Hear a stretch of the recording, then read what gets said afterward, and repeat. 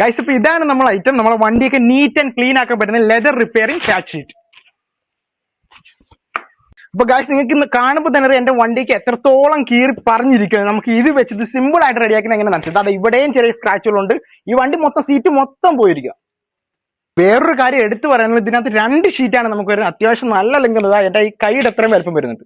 അപ്പൊ ഈ ഒരു കിടിലൻ ലെതർ പാച്ച് കൊണ്ട് ഇത് എങ്ങനെ വൃത്തിയാക്കി എടുക്കാമെന്ന് നിങ്ങൾക്ക് കാണിച്ചു തരാം. അപ്പൊ എന്താ ഈ ഒരു സ്ക്രാച്ച് നമുക്ക് ആദ്യം ഒന്ന് അടച്ചു നോക്കാം. അപ്പൊ അതിന് വേണ്ടി ചെറിയൊരു പോർഷൻ നമുക്ക് കട്ട് ചെയ്തെടുക്കാം.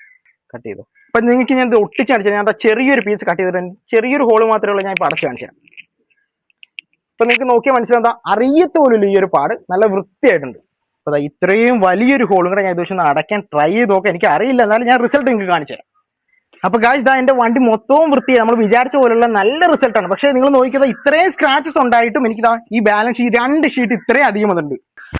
അപ്പൊ സ്കൂട്ടറിന്റെ മാത്രമല്ല, നിങ്ങൾക്ക് വീട്ടിലെ ബ്ലാക്ക് സോഫ സെറ്റ്, അതേപോലെ കാർ ഓട്ടോ എന്തിന്റെ സീറ്റോ ലെതറോ എന്തെങ്കിലും കയറിയിട്ടുണ്ടെങ്കിൽ നിങ്ങൾക്ക് ഈ പ്രോഡക്റ്റ് വെച്ച് കിടിലമായിട്ട് അതെല്ലാം ഒട്ടിക്കാം.